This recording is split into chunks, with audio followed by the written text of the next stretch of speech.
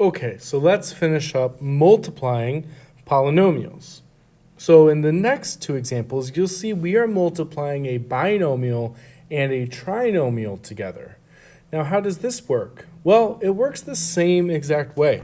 I need to take this 6a and distribute it to everything inside these parentheses. And I need to take the 5 and distribute it to everything inside these parentheses. All right, so we're taking everything from the binomial and distributing it to everything inside the trinomial. So we get 6a times 2a squared, which is going to give me 12a to the third. 6a times negative 3a, which is going to give me negative 18a squared. Then 6a times negative 1, which is going to give me minus 6a. Now we need to distribute the 5. So we got 5 times 2a squared, which is going to give me 10a squared. 5 times negative 3a, which is going to give me negative 15a. And 5 times negative 1, which is going to give me negative 5. So now we need to combine like terms. So there is no other a to the third. So we get 12a to the third. We've got negative 18a squared plus 10a squared. So that's going to give me minus 8a squared. And then we've got negative 6a minus 15a. So it's going to give me minus 21a. And at the end, we've got minus 5.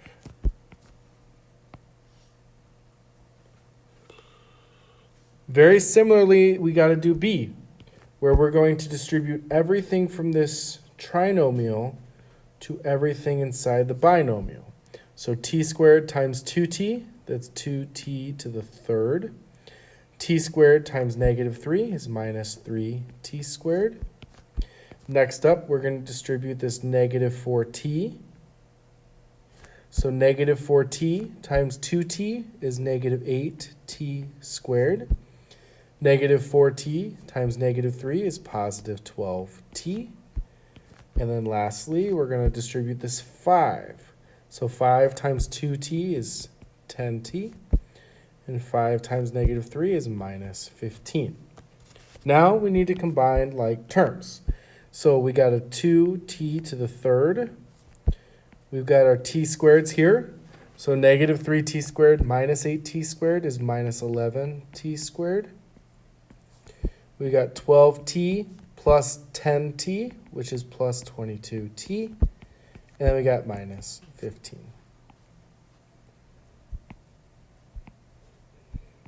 Okay.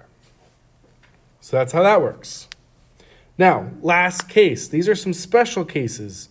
Notice how in the first two examples, A and B, we're taking a binomial and squaring it. Now, here is the issue I see year in and year out, is that we take this exponent of 2 and we distribute it in. Okay? That's so wrong. That's wrong. Don't do that. You cannot distribute an exponent across addition or subtraction. Can't do it. Okay?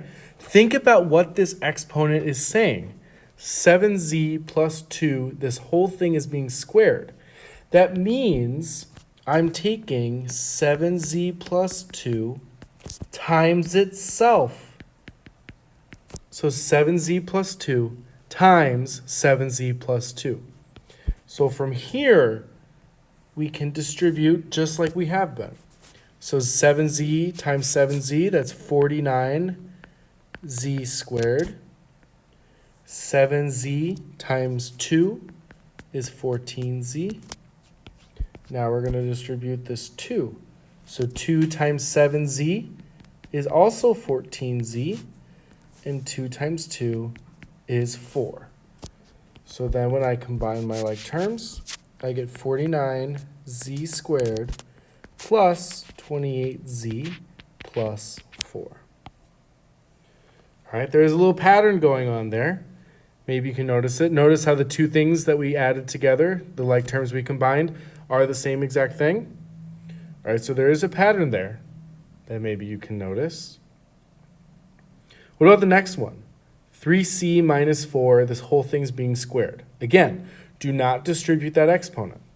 What we do instead is we say, okay, this is 3c minus 4 times 3c minus 4. And then we distribute. So 3c times 3c is 9c squared. 3c times negative 4 is minus 12c. And then we've got negative 4 times 3c, which is another minus 12c. And then negative 4 times negative 4, which is positive 16. Okay? Then we can combine like terms. We'll get 9c squared minus 24c plus 16. And there we go.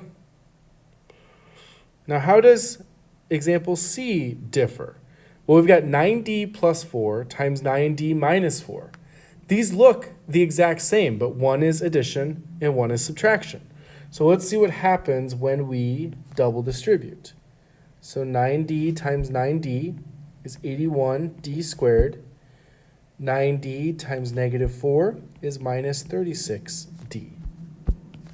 All right, then we can distribute the 4. So 4 times 9d is 36d.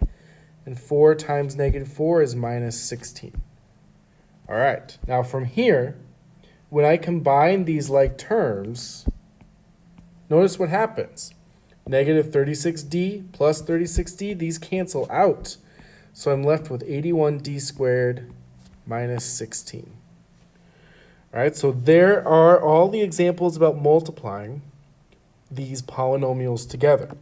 A lot of different problem types, but a couple important things to remember.